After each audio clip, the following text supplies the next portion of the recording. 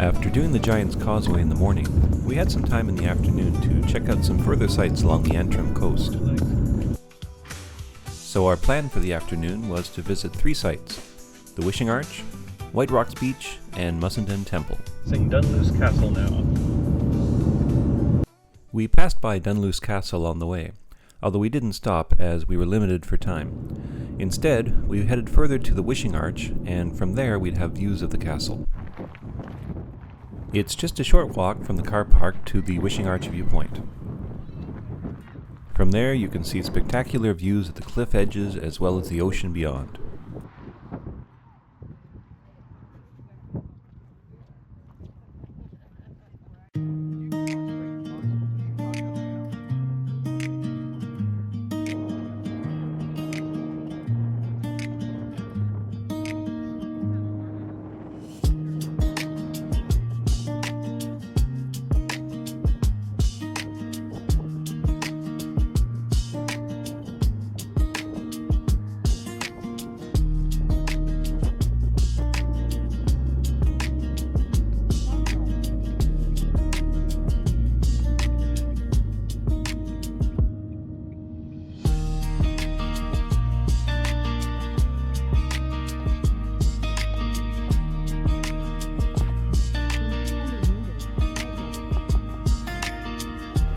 Located just a short distance away from the Wishing Arch, White Rocks Beach was our next destination. This is a very beautiful and wide beach, and very popular in summertime. We didn't have the time to go swimming, but we were able to check out the beautiful views. Located just east of the town of Portrush, White Rocks Beach is one of Ireland's most spectacular coastal landscapes. It combines a golden sand beach with dramatic white chalk cliffs, sea caves, arches, and other rock formations. The beach stretches for about 3 miles between Portrush and the area around Dunluce Castle.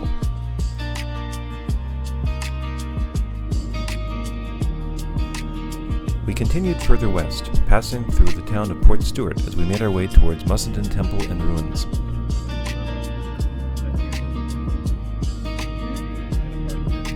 There was ample parking available along the side of the road leading up to the entrance. Yeah, this is the place we noticed yesterday. Where are you going now? To Mussenden Temple.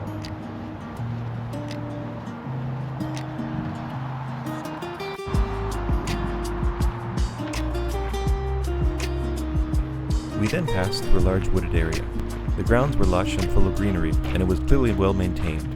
There was also quite a lot of signage to help give information to the visitors.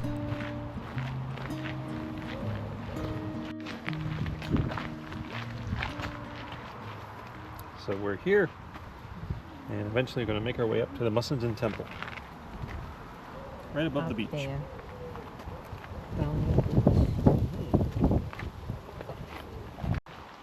Beautiful garden.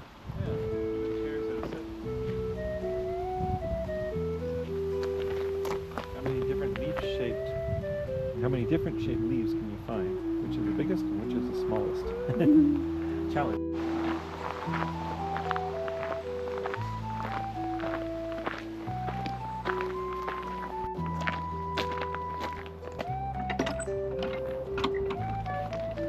Eventually, the forests gave way to wide open fields, but it was easy to find markers to follow. The first site was this mausoleum located in the middle of an open field. It looked a bit more like a bell tower.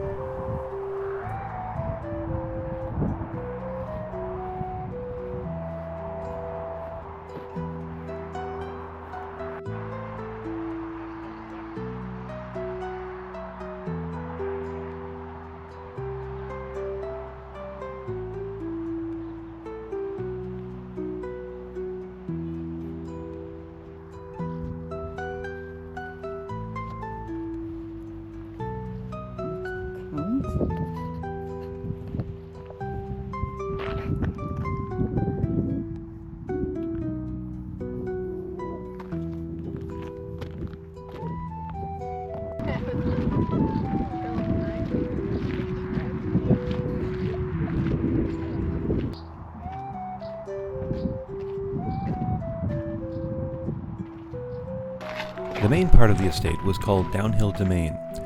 It was one of the bishop's other interests. This vast mansion, which was begun in 1775, was the first of his buildings in Ireland.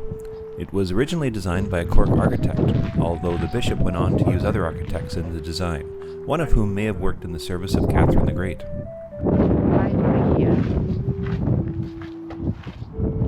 Or move down.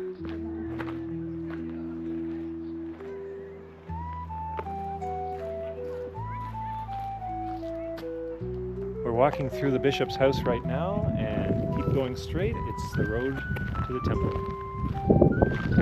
Yeah, I can see the temple at the end of this road.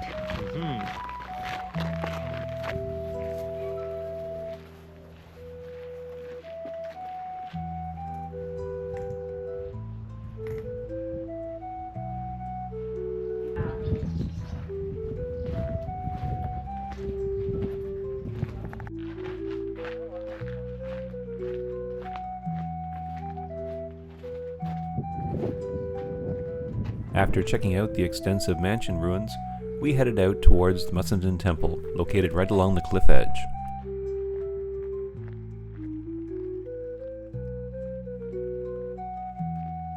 Mussenden Temple was originally designed as a library. Its circular design was inspired by the ancient temple of Vesta in Italy. The building housed the Earl Bishop's prized collection of books. The walls contained bookshelves, and a fire was kept burning in the basement. An ingenious flue system carried warm air upward, helping to keep the books dry, despite the exposed Atlantic location.